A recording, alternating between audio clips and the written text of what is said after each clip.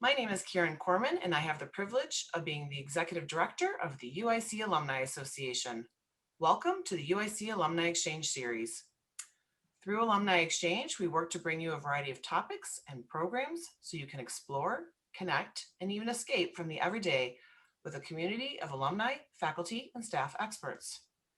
You'll hear me say this a few times today, but I encourage you to visit go.uic.edu/alumni exchange for our latest and greatest programming. And with that, I am excited to start our program this afternoon as we are joined by an excellent panel of UIC alumni who will share their stories and strategies for making career industry changes as mid-career professionals. We're going to have each of them introduce themselves, but to begin the program, I'm going to turn it over to Kathyy Battee-Freeman, who holds her Bachelor of Arts degree from UIC and is currently the Director of Career Development at our University of Illinois Springfield campus. And she'll be moderating our panel today. Thank you, Kathyy, and to all of our panelists for being here today. I'll go ahead and turn it over to you. Great, thank you, Karen. Let's see. There you go.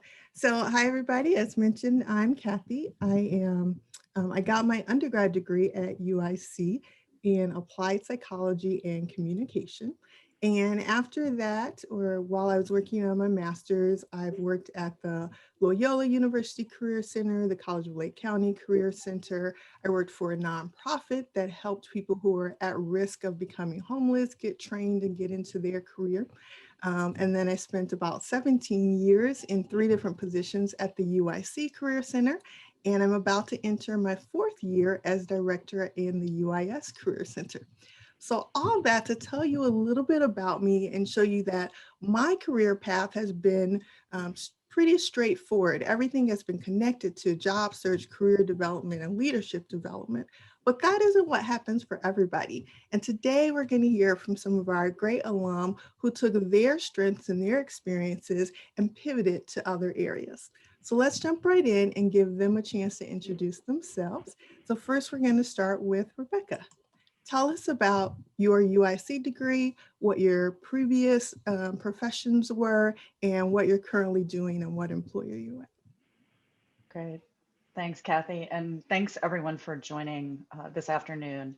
As Kathyy mentioned, my name is Rebecca Griffiths. I am an LAS alum of 1994 with a BA in psychology. Currently, I am working in an external consulting capacity at EY, formerly known as Ernst & Young. But my career path has been interesting. I've spent the last 10 years in external consulting, and we'll get into a little bit more details, but a decade ago was when I made my pivot to a new career. Prior to that, I was working in higher education. At Northwestern University, I worked at DePaul, and I actually worked at UIC. And I excuse me, most of my career has been around people, but the pivot to external consulting and helping businesses versus higher ed is where I think we'll focus as we talk later. So, thanks, Kathyy. Thank you. Next up, let's hear from Anthony. Hi, this is Tony Hugh. I graduated from UIC back in '96 with a bachelor's in political science. I went on to receive my Juris Doctor, my law degree from Chicago Kent in '99. And then I returned to school in 2008 to complete my LLM in real estate law at John Marshall, which was not part of UIC back then, but it has since become part of UIC. I've switched. I've maintained a legal career, but the settings and my areas of practice have changed over time. I started as a litigator in a law firm in Chicago. Eventually, I went and hung my own shingle and was doing more transactional work. And currently, I'm the managing counsel for BP America, and I am responsible for various commercial and corporate legal support for our businesses in North America. Thanks. Thank you, Tony. And last but not least, Paul, please tell us about yourself. Sure. Hi, everybody. Thanks again for joining. My name is Paul Troy. Current and previous professions. So I, after UIC, worked for my dad as an entrepreneur for about a year until he was forced to close his business. Then I was able to work as a systems engineer at Motorola and Nokia for over 20 years. But having to deal with a career change because of the culture and environment, I changed, went back to school, and got in a couple advanced degrees along the way. I worked as an interim business manager at a school district here in my area. That lasted for about 6 months. And that's what I wanted to do. And unfortunately, that didn't work out as I had planned. So I pivoted again. And now I am a financial advisor with Edward Jones with my own office in Algonquin. As far as my UIC degree, I only have just the one. I have a Bachelor's of Science in Engineering Physics.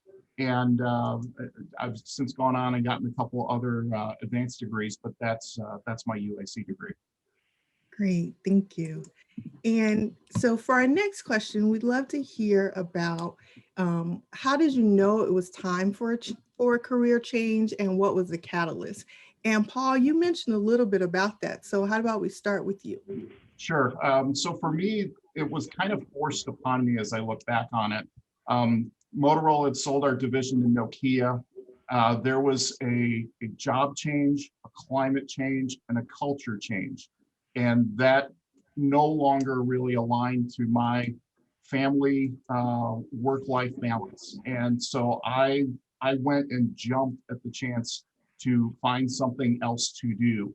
I had wanted to move into school district finance, and that's what precipitated me to go back to school. I had already earned an MBA while I was at Motorola. I did that for diversification purposes in education, and then went back again to school at Northern Illinois for a very specific program in school district finance, where I achieved the certification to be a school business manager anywhere in the state of Illinois. So that was what precipitated my my career change.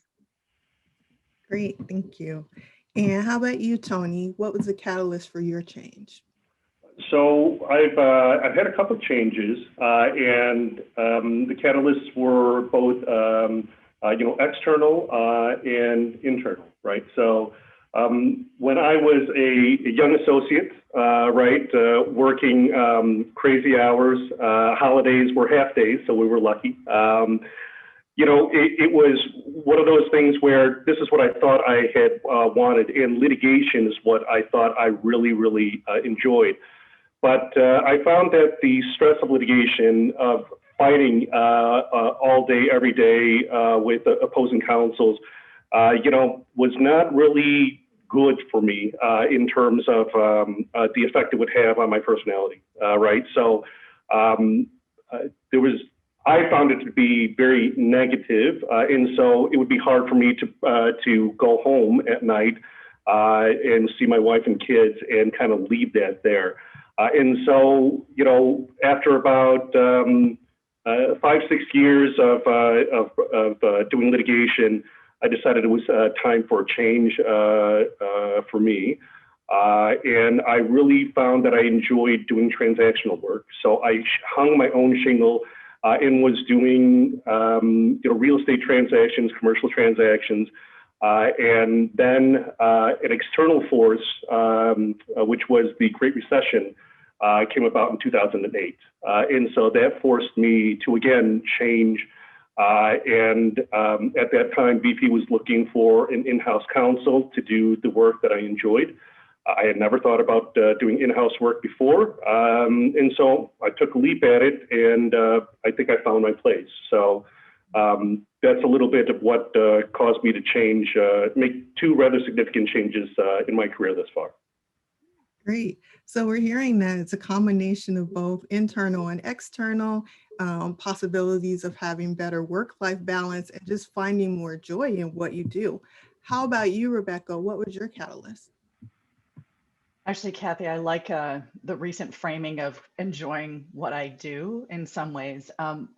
So my pivot happened about 10 years ago, and I think I neglected to describe this earlier, but I was working in higher education. I'd spent some time early on when I was an undergrad and grad working in student affairs. And Initially, I thought, I want to be in higher ed. I'd like to do this work. I like this environment. And after I graduated, I also received an advanced degree from DePaul. I went working, I received a role at Northwestern University working internally as an HR consultant. And the experience there was very good. It was a really good opportunity, but I found myself, I was there for about 10 years, becoming a little bit more frustrated with how things worked and how they operated, and some of the ways that I thought about or believed how things should be happening in an organization, that it wasn't happening fast enough, or there was more bureaucracy than I anticipated. And I thought, I want to be somewhere that moves at a little bit at a faster pace, that achieves some of the goals that I think we're looking at. And so when I recognized at Northwestern that I found myself more and more frustrated with the work that I was doing, I thought I need to really think about how can I make a pivot outside of higher ed and do this same kind of work, but in a different business context. So looking at going into corporate America, right? A very different industry and mindset than higher ed. And so for me, it was really, how can I seek out organizations or structures that better align with me wanting to move things faster and make improvements, or to the employee experience or organizations in a way that I didn't quite see happening as fast as certainly I would have liked.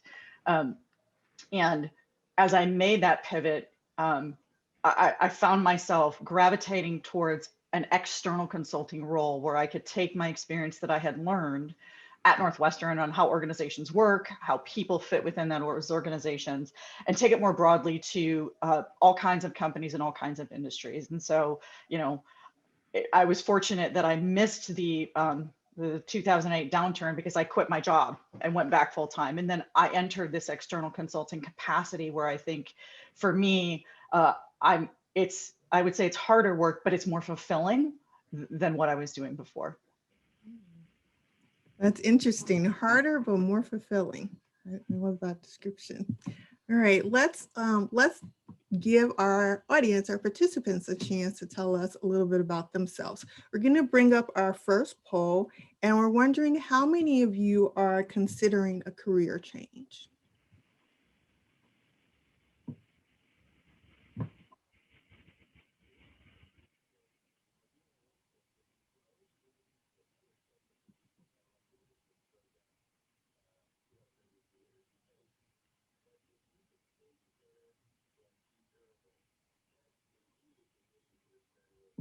Okay, looks like about 76% are in. Neat. So we have about 55% that say yes, 11% that say no, and 34% that are saying maybe. Interesting. Great. I'm gonna go ahead and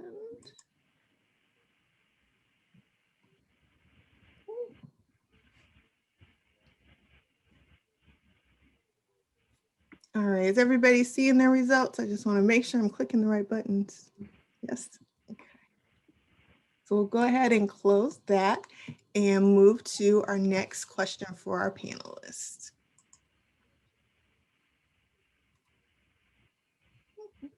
Here we go. All right, panelists. So we'd love to hear about one decision that you made that you believed made this change more effective, and why you think it made the change effective. Does anybody want to jump in? I'll jump on that one first, if it makes sense. I thought about this quite a bit, and at the time that I made my transition, or I really decided I wanted to do something different, I think what made it most effective was my ability to just wholeheartedly commit.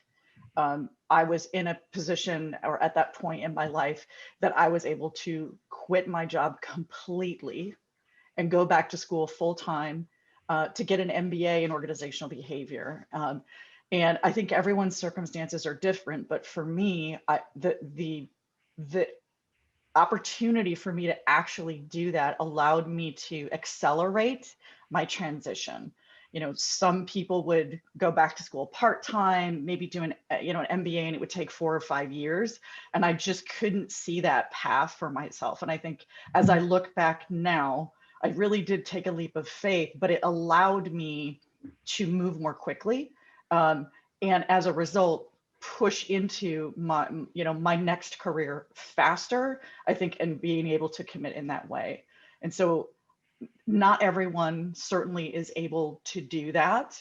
But I think my ability to do that, and I think the second piece of that is it took me until probably that point in time to really realize, I think, what would be the best fit of me for my work, make me happy, regardless of how hard I was working. And so those two factors coming together to allow me to decide I can actually take this leap, I can do this, knock it out in 2 years, and then come back into the work market in a new place. Certainly felt really, really good, and probably the best decision at the time. One thing I'll just add is certainly I made that commitment right before the market downturn in 2008. I actually said, okay, I'm going to do this. And then things happened. And so when I came out of school, it was certainly a bit more challenging, but I think the decision at the time was probably the best one, and allowed it as a result to be more effective. Great, thank you. Yeah, I think sometimes people are afraid to make the change because of how much time and effort it may take. So it's great to hear how your path went. Anthony or Paul, who would like to jump in next? Paul, you want to hop in? Yeah, so I kind of mentioned this a little bit earlier on. For me, I guess the decision or the action that made me my change more effective was recognizing or doing a self-inventory of my current job at the time and what kind of future I would have in that role. And so I made a decision to go back to school and get my MBA actually while I was working. I took a different track than Rebecca did because that's what my schedule permitted, and I couldn't afford with a family in hand to leave my workplace entirely. But certainly looking at my degree as an engineering physics degree, I wanted to add some diversity to that rather than add more focus to it and make it more of a technical based education. So that's why I went back for my MBA, and that actually helped springboard me into another career area or two along the way, because I was able to leverage some of those financial skills in addition to the technical skills and make myself more attractive and again, diversify my base from an employment standpoint. So that's certainly what helped me along the way is doing that self-evaluation and inventory of where I was, what I had in front of me, and what I needed to make myself a better candidate for future opportunities. Yeah, absolutely. That self-awareness piece is vital. And how about you, Tony? Yeah, I would go along the same direction as what Paul's saying, Kathy, what you're saying. I think self-awareness is the big piece. And listen, I am certainly on a journey in my life to better understand myself. In the beginning of my career, right, when I was making the change from litigation to transactional, I couldn't tell you what I wanted. I couldn't tell you what I liked. I could tell you what I didn't like, right? I could tell you that I didn't like, arguing for the sake of arguing and these situations where, everybody's upset at the end of the day because even if you win the case, you had to pay for it. So, it was just, I didn't like that. I started to understand better that I like transactional work where you work towards a common goal. Someone wants to buy something, someone wants to sell something. But I also found that hanging my own shingle, I did not like the lack of a team environment and not being able to work collegially. So, as I have, once I came into BP and my career has been since 2007, I think, yeah, until this time, my career has changed throughout the company where I've gone from a single contributor to now I'm in a management position responsible for strategy, but also for talent development.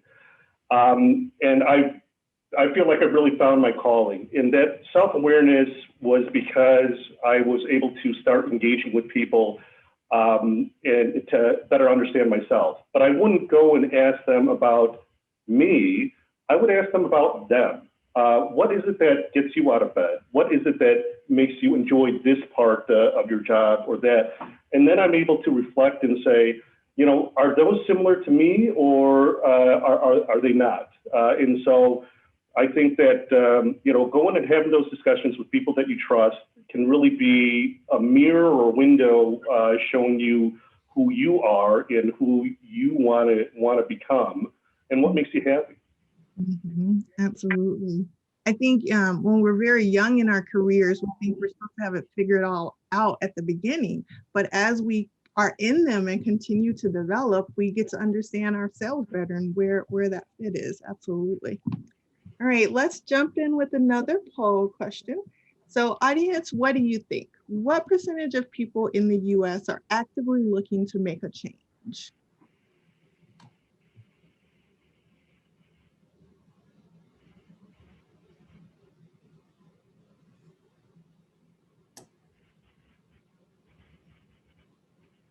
And we do see that there are questions coming into the chat. Please continue to post those. And you want to post those to everyone because we have a team of people who are going to help us get those out once we get through our questions for our panelists. All right. All right, so it looks like the highest percentage thinks that it is 50%. And then we have 11% saying about 20%, 33% saying about 70%, and 3% voted at 90%.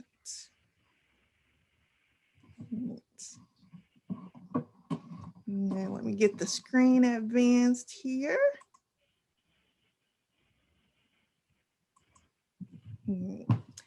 So next up, panelists, as you're looking back, how would you have designed your career differently, if at all?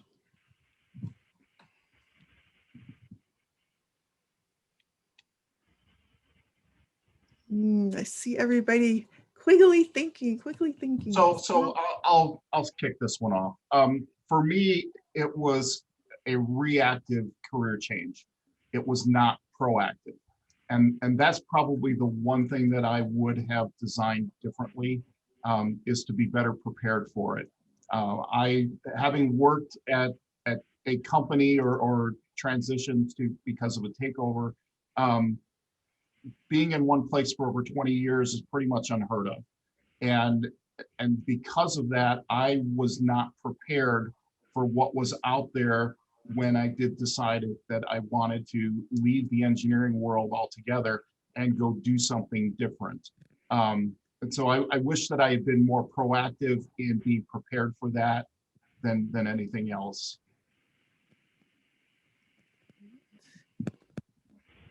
Yeah, for me, I think that I've been lucky.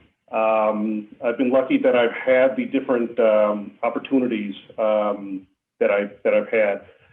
I think that maybe a little more strategy would have been a safer route for me, and not just kind of let things happen as they did.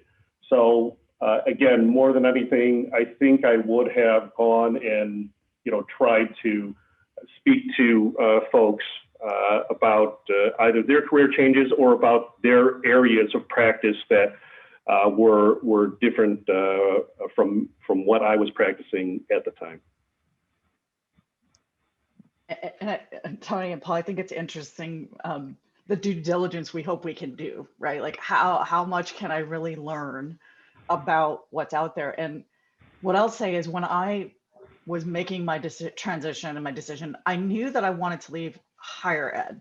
I didn't exactly know, and I knew I wanted to go into different industries. I actually at the time thought it would be HR. I thought, I'm going to shift to HR. And I did, sort of talk to people, colleagues that I knew who did that work, thinking I did my due diligence in some ways. ended up going into external consulting because as I was in my MBA program, I realized, you know, HR probably is a bit too narrow for me. I wanted to go into org change, but I didn't do as much due diligence on that side as I probably could have. You know, this question, it was tough. I mean, I think everyone is at that specific point in their life that they are where they make this decision. And we do the best that we can with the information that we have to make that decision or not. I think one piece I probably would say is I wished I had done it sooner. For me, to kind of get where I wanted to be quicker. And I've told a number of people, I joke, I'm like, I didn't get my ideal job until I was 40. And I didn't even know that it was my ideal job till I was like 45.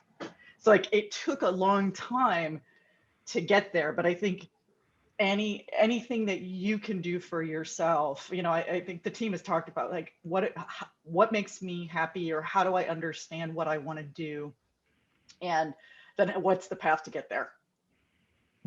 Thank you. One of the things I'm hearing is support for our alumni making use of the alumni career services that they have available, as well as the great connections we have through our, you know, LinkedIn UIC group as well. So, yeah, definitely don't feel like you have to do it all on your own. Make use of some of those resources out there. Right.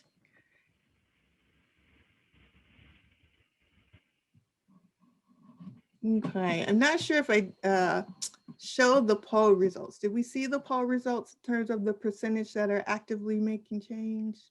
We did. Okay. All right. So let's go ahead to our next question. So panelists, what would you say, what is your best advice for fellow alum who are considering a career change? So if I could hop in on this one first, you know, I think that it is important to seek out people, seek out the career alumni career center, you know, speak to your mentors, things like that. But I think you need to give yourself plenty of time. You need to prioritize the time for you to actually sit and process and reflect and you know, getting that quiet time to do that. Oftentimes I speak to some of the other members of our legal team, and I tell them, listen, around the holidays when it's quiet and not a whole lot is going on, just, you know, spend time, you know, clear the schedule and do nothing but, you know, sit and reflect and think about what's gone well, what hasn't, what energizes you, what excites you, and what doesn't, to really, you know, better understand your next move. The way, for me, you know, there's only so many moves that you can make in a career, at least in my field, and you know, you don't want to make one without really committing the time and investing the time in yourself to take a good shot at it. And I'll jump in. You know, I've also tell people I'm on my third career. Like this is actually the third different type of work I've done. It may not be exact. And one of the things that I've found extraordinarily helpful, you know, adding on and building on what Tony said, networking, understanding what you want, but keeping yourself relevant. And for me, that was things like staying connected to professional organizations that are connected to either what I'm continuing to do or what I want to do next. Volunteer at organizations or places that allow you to get exposure to those things. You know, the networking I cannot stress enough, because and even if it's, sometimes I had to talk to people to understand and sort out what I really wanted the next thing to be, because I thought I knew what it was.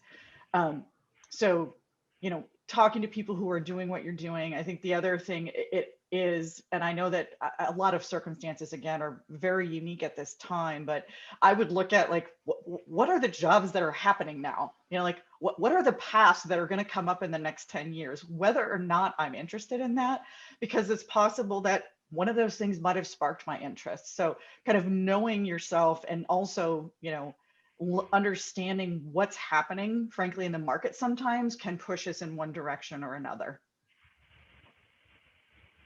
So I want to dovetail on something that Rebecca said about volunteering. I had not just volunteered, but I got myself elected to a school board 12 years ago. And if it wasn't for that experience, I would not have even known that there is a career as a chief financial officer in a school district, which is really what sparked my interest in looking for a career beyond engineering. So that volunteer component was huge for me in discovering something that I never knew about. On a more practical level, I would get, one of the things that was a stumbling block for me is having a resume ready to go when it was time to make that change for me. And so I had to go and find somebody to do and prepare a professional resume. And I would recommend that, whether it's through the Career Center or finding somebody who does this professionally, is to go and get that done. The person that I work with not only did an inventory of my experience, but also did a skills inventory from a soft skills perspective, which I would never have even considered, because as an engineer, you don't think in terms of soft skills. So for me, that was massive in trying to get that kind of getting advice, I guess, is doing that skills inventory for me too. Great, thank you. So what I'm hearing, a lot of people tend to think about, like, what do I need to do to advance in this company that I'm at in that one position? But what I'm hearing is that you also need to look at, how do you want to advance, like personally, and leadership wise, and those types of things. And some of those additional things that you're involved with, like the school board, can help you in finding that. Mm-hmm. And then I really appreciate the piece you said about keeping your resume up to date. Like, that's often one of the hardest things I know with people I talk to. And one of the things that career professionals often recommend is like keeping a master resume on your computer somewhere, and going in, you know, every 6 months or every time you have an accomplishment, and trying to add those things, because it is really hard to remember them, you know, 5 years down the line, et cetera, when you may want to make those changes. So some great advice and tips there. Thank you all. And actually, Kathy, if I can add one other thing on this topic, I'm sorry, is because what you just said sparked something else. And I think I saw someone coming in about the LinkedIn piece. You know, your electronic presence today could not be more important than ever. And so keeping that fresh as well. And so sometimes our next role comes looking for us. And one of the ways that happens is how, you know, what is out there on my LinkedIn profile. You know, you can learn some sneaky things about, if I update my LinkedIn profile, it shows up in a search because I've done something more recent. So any way that you can do your best to, you know, keep your electronic presence relevant and fresh as well is going to only be a benefit, because recruiters now, as we all know, it's not about, I send a resume, you know, I don't meet people. I'm going to an electronic system that's gonna push things through. So I would just really highlight that point as well. Absolutely. And those systems are regularly changing. So if you don't go into it on a regular basis, you can't keep up and make sure that the best aspects of yourself are being shown there. Absolutely. All right, let's go ahead and have our next poll question. So audience, what do you think? What's the percentage of the current US workforce that changes jobs or careers every 12 months?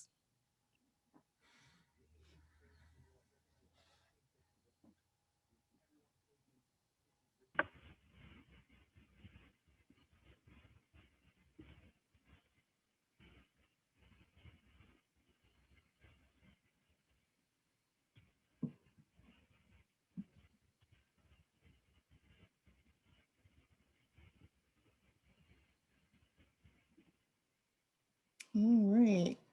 So 47% thought that it was about 30%, 18%, 26% thought it was about 10%, and 18% thought it was about 40%, and then 9% thought maybe 60%. It's quite a range of thoughts there.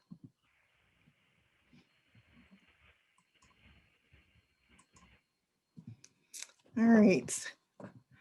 Back to our panelists. So we know that this can sometimes be a challenge. This isn't always a smooth process for everyone as they make these changes. So how did you address or overcome the challenges associated with making a change after you have been in a field for a while, whether that's internal or external challenges?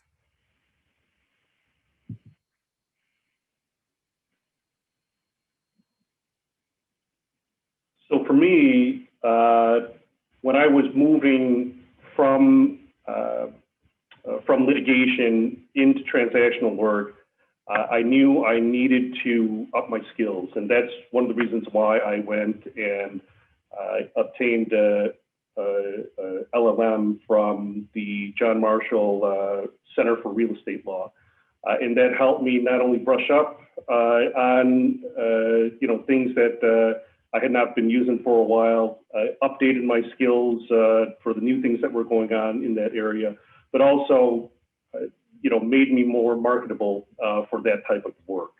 And so that's something that I did to help me move from litigation to transactional work.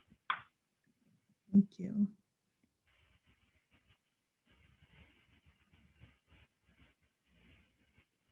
So I guess it goes back a little bit to my last response is looking at what kind of applicable skills are needed for that next career step.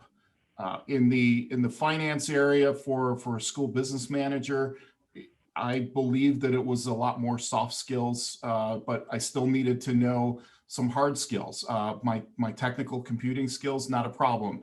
My accounting skills, not so great. So that's where I brushed up and actually went to community college to take an advanced course in accounting just to sharpen up those skills.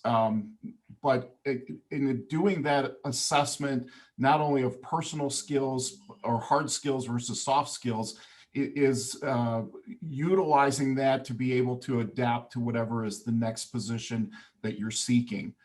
My current career as a financial advisor, the technical part of it is non-existent. The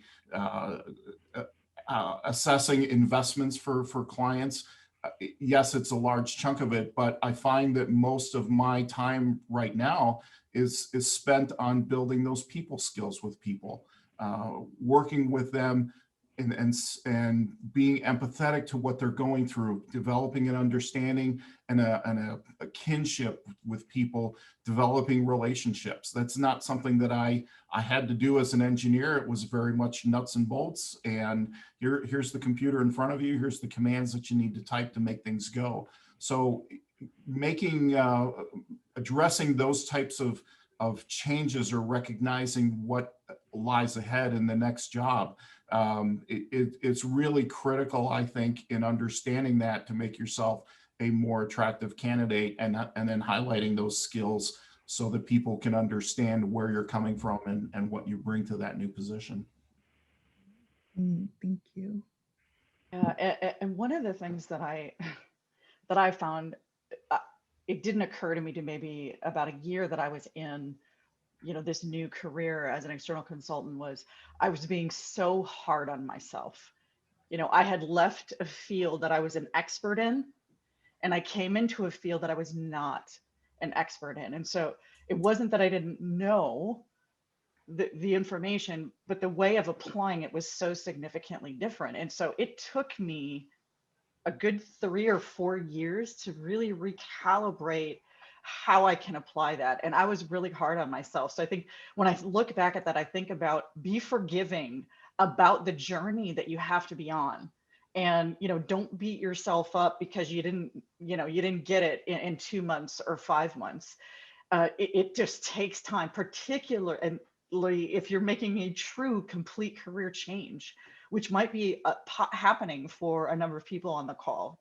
So, and now when I talk to people who come into my firm, you know, I've worked at 3 different firms. I'm at EY now. I was at Deloitte. I worked at Capgemini, and I realized, and I would tell new hires now, give yourself, like, be nice to yourself, and allow yourself the opportunity to learn this, because it's not easy, and it's something new, and it's a different way of working, and you know, a different way of living. So, and I would say give yourself at least 1 year, if not a year and a half, to adjust, because it just takes that kind of time. Yeah, absolutely. I think that's something I've been hearing and seeing a lot in this past year with everything going on with the pandemic, giving ourselves grace and leeway to adjust to all these changes that are going on. And I also love what was mentioned about looking forward at where you might want to go and identifying, are there additional skills and training that you want to get in regards to that as well. So I see we are coming up on 12:45, and we do want to give you all, we do want to give a chance to answer some of the questions that have come in from the audience as well. Well, thank you. Let me go ahead and jump in here and just thank all of you for this wonderful discussion. We've had a few questions come in, and we had a couple of pre-questions that came into us by email. So let me start with one of our pre-questions, and then we'll get to the audience questions. The question is it a good strategy to target clusters of careers that have overlapping skills if the person's unsure about which is the best path to take? And that's for any one of you that would like to answer that. I'll chime in. I think the answer is wholeheartedly yes. That's actually what I did, because I wasn't sure, did I want to go into an engineering career? What type of engineering career? What kind of engineering was I still good for with my 20 years of experience? And even looking at that beyond for the next step is from a school business management standpoint, is there a different area or aspect that I could use that to spread my wings, or a different profession that's similar but not the same? And even looking at where I'm at today as a financial advisor, it was not on my radar at all. And it wasn't until I was approached by somebody who said, I've known you for a while from a distance, and I want to open your mind to thinking about this type of a career. And it was a case where people sought me out as opposed to me seeking it out. And it really was, if I wasn't open to it, or open to, you know, keeping a wide net, I guess you could say, I probably would not have even considered this and looked at it seriously. Thank you, Paul. I would just add to that. I think there are a number of great resources out there from the Bureau of Labor Statistics, ONET Online, Occupational Outlook, which will help you look at those clusters and kind of make it easier to see what are some of those other areas that utilize your skills. Thanks, Kathy. And we're going to ask all of you after the panel to help us with some of those websites you might recommend as part of the recording. We'll list those websites for our participants so they can go and seek out some of this information, along with some of the resources we also have available within the Alumni Association. I'm throwing that at all of you now, so we'll talk about it afterwards. Another question that came in, and this was specifically for Rebecca, I believe, is how did you get into HR initially, which I know you talked about briefly, and how did consulting come across your radar as something you might prefer doing? I in undergrad, you know, and in graduate school, I just, to give you more information than you probably want to know, I just found that I was really good with people, or people gravitated towards me, and I was able to build relationships or have more meaningful relationships pretty quickly. And so HR to me seemed the place that I wanted to be. And as I worked that more, I think I used to tell people when I was at Northwestern, you know, my job is to bring out the best in people while they are here. And we do that in many different ways, because if we do that for them, they give us their best while they are here. And it can only be, you know, a recyclable and benefit to both. I took those skills and I shared a little bit about my experience working in higher ed, and pivoted those. And I'm now an organizational change consultant. So it's still all about the people, but it's not just in an HR in an HR frame of reference. It is, it is a really systems approach to thinking about how do people and organizations operate as an organism. How do we put things together? How do we look at things across the entire org to help people, do their work today, or particularly make a change or a transition into something that we want them to do or a place that we want them to be tomorrow. So while foundationally, like organizational change and HR are a bit different, the connection for me was really, it is all about how do we bring out the best in people when they are doing their work, wherever that is, because again, if we do that for them, they will only give us the same in return as employers. And so that's how I kind of landed. And what I will just share is there are educational degrees that do some org change, but nothing prepared me for being in the actual work. I have an MBA in organizational behavior, but still being in the work is where you really get the understanding of what that's about. So I hope that helps in answering that question. It's not exact. No, I think it's great. Thank you for sharing your experience and knowledge. Another question that we got, and I think really perhaps for all three of you, is in general, how do people avoid getting stuck in a position? Are there warning signs you might see, or something that I know that you've all talked about, just sort of giving yourself grace during particularly this current time period, but how would people avoid getting stuck or seeing those warning signs? I think one of the things that can help is making clear to the folks in your organization, line management, leadership, that what your interests are, what your aspirations are beyond the current role that you have. Telling them, listen,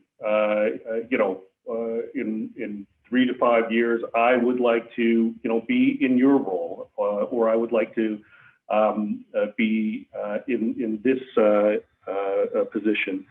I think, it's important to make sure that the people around you that have influence over your opportunities for new jobs, but also to provide you with opportunities for growth, so that you are going to be a good candidate and well suited to that new role, understand what you're looking for, so that they can help plan for you. Paul or Rebecca, anything you'd like to add? Great. Well, thank you, Tony. Another question is, does your advice change now that we're in a pandemic versus pre-pandemic? I know these are a little bit crystal ball, but I could jump in here, and I feel like it's a qualified yes. In some ways, I would imagine anyone who is looking is going to need to broaden more than they thought they would, and think about. I think the previous question is actually, I think, quite connected.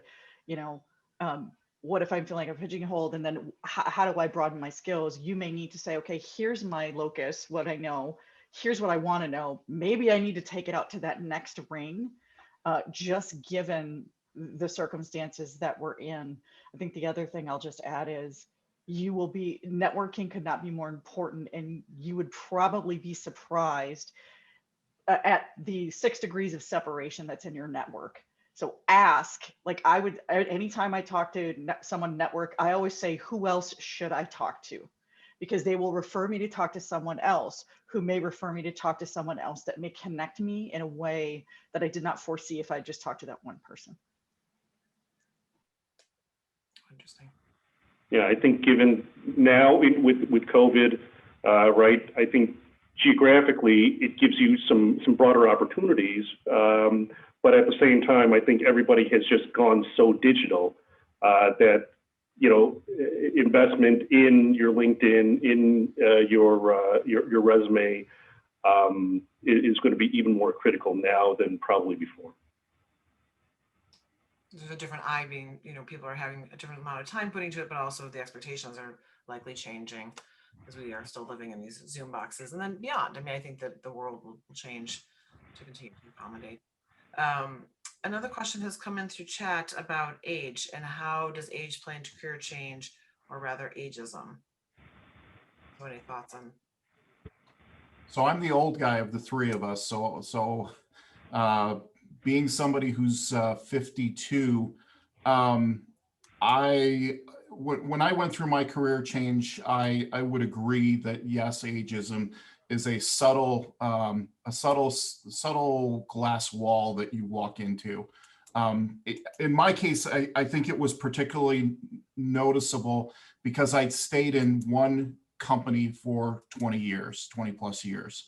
And so in talking to my resume person, he said, usually you don't want to put any information that's older than 10 years on your resume. Well, when you've worked for someplace for 20 years, it's kind of hard to hide or divide 20 years into 10 years and make that seem acceptable to quote unquote hide your age. So for me, I actually think that it was a big deal, and there were positions that people would look at my resume and figure it out. And so yes, I do think it's prevalent. That said, I think that there is a need in this world, especially in the COVID world, where I think experience is probably more crucial now than maybe it was before. And so I think there's still a place for people who are in my age bracket, shall we say, as companies have pared things down, but now are going to be looking to build things up in their workforce and look for people who do have some seasoning to them and that experience. Thank you, Paul. I have two questions left. I want to be sensitive to everyone's time. So one question is, what venues do you recommend for networking? I'm going to take the freedom to say, besides Alumni Association interactions, what venues might you recommend for networking? I am Tony. I'll jump in, and maybe if one of you want to. I would say any way you can. I know that sounds kind of silly, but you kind of be surprised at who you might run into. You know, I think the one thing that I couldn't support more is Paul's volunteer story. There are networking opportunities and channels that are in a most unlikely of places. I think we think of networking as quite formal. I need to set up time with Kathyy and talk to her versus the informal opportunities we have, frankly, in our social circles, in our, everyday circles, in our families that go beyond, oh, let me look up someone on LinkedIn. Let me look up Rebecca because she went to UIC. I think it's really important, more important than ever now, to broaden what we consider to be networking opportunities and stretch that to all interactions that we have. I've run into the most unlikely of people on a plane, talking to a woman who is running the opioid grant, company that I would have never known, and she gave me her card. So it's really something that you don't always think about, but if you have in the back of your mind, hopefully can present opportunities. Tony, did you want to add to that at all? No, I think Rebecca gave a great answer, and quite frankly, I'm not the best at networking, so I think I'll need to swing by the Alumni Career Center and get on it. I'll chime in a little bit on this because this has actually become the backbone of my profession right now, and so I have joined several networking groups locally that actually have national connections for entrepreneurial businesses. And so I'm plugged into that. There's a coffee chat every Friday, and it's got like 50 people nationwide on it that just get together and talk about entrepreneurial things that we're doing. Also, I've done a little bit more subtle stuff in networking where I brand myself when I go out into stores and whatnot and put on my company sweatshirt. and carry a pocket full of business cards. And if I'm standing in line talking to somebody, just striking up a simple conversation, waiting to get through. And it's hard in the pandemic world to talk to people because everybody doesn't want to talk necessarily. But that's one of the things that I've found myself doing more frequently, is just striking up innocent conversations with strangers. And there's a book by Malcolm Gladwell about that very thing. In striking up those kinds of conversations with strangers, because it's become a lost skill and a lost form of art. That's great. Karen, Oh, yes. And I I'm would sorry. add is I personally am an introvert, so like going to quote unquote network events doesn't really appeal to me. But like when I'm at community events or when I'm volunteering with the organization, some of those things that are connected to my passions, I find that there I can start doing some of that networking and connections by letting people know what I do and looking at ways that we can work together to give each other, share information with each other as well. Thank you, Kathy, for mentioning And that. if I can add 30 seconds on this, Karen, the one thing that I will say is, like, you have to calendar time to network. You have to make time. I have ongoing meetings. I'm an introvert as well. I know you all might not believe that, but I have ongoing monthly meetings that I've scheduled with people that I want to stay connected with. And I make time in my calendar on a weekly or biweekly basis to go through that list. So it's an investment in yourself. I think these are all excellent pieces of advice. And Kathy, as you brought in people that are introverts, and thank you, Rebecca, for sharing that, because that may not be obvious with everyone. The extroverts of the world, like me, will see you wearing a UIC sweatshirt and would go up to you in a grocery store and start having a conversation. So if you welcome that, then that is something that people will do, and to create those connections. Well, thank you all. This has been such an incredible conversation. I know I saw that our colleague in Office Career Services had posted some resources. Again, we will go ahead and post some resources along on our website with a recording of this session. I know Kathy had mentioned our UICA LinkedIn page. I also just want to quickly mention, and I'll put these in chat, we also have our own Alumni Career Services page, and I recommend that you check out that. There's lots of good resources on that page for everything from LinkedIn and building your networks. And then also at the end of April, we are launching Uic Connected, which is an online networking and mentoring platform. Thank you, Kathy, for clapping. We're very excited about this. It is designed to connect students with alumni and alumni with alumni. All alumni will receive an email and an invitation to join Uic Connected at the end of this month. If you are not sure if you're getting our emails, or you just want to double check or update your information, we encourage you to do that. And we'll also give you that link on how to do that in a short little video on Uic Connected to get you excited. Thank you, Tony, Paul, Rebecca, and certainly Kathy for leading this panel discussion. It's been so wonderful, and we're so proud that all of you are graduates and have spent your time with us today. It's been a great discussion. Really quickly, just to close out our program, please join us for our next Alumni Exchange program on Thursday, April 22nd at noon Central Standard Time, where we will be joined by alumna Hallie Crawford as she offers advice and strategies, and as she presents, I want a new job, now what? So how to jumpstart your career search and your job search. So along the same line of this conversation. So if you'd like more, we hope that you can join us. A recording of this episode and all of our past episodes can be found at go.uic.edu/alumni exchange. And of course, please be on the lookout for that quick survey that I mentioned and give us your feedback. Thank you again to all of our wonderful panelists and to everyone for participating today. We look forward to seeing you at a future Alumni Exchange program, and have a great rest of your day. Thanks again.